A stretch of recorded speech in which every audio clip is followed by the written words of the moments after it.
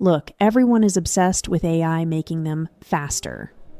Give me the shortcut, give me the hack, please stop.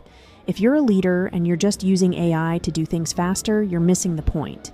I want us to think about AI like a professional kitchen, not a microwave. How? Meet the chef framework. The first letter is T. Clarify. Most people bark orders at AI. A real chef? They consider first, who is this for? What are the constraints? Why are we even cooking this?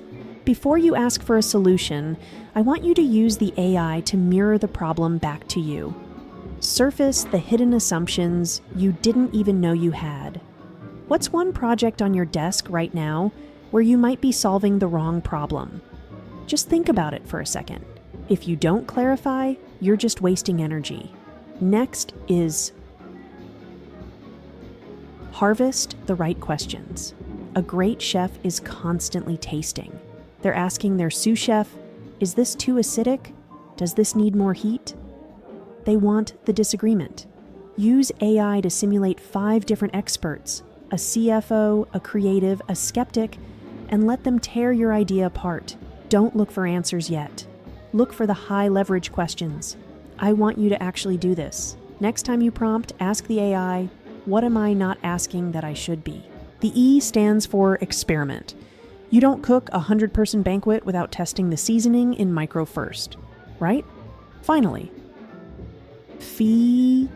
finesse. This is the plating. This is the moment before the dish leaves the kitchen. You look at what the AI gave you and you decide what not to include. Leadership isn't copy-pasting. It's adding the soul, the context, and the you into the insight. Being a leader means knowing when to slow down so you can move with intent. AI is a tool. You're the chef.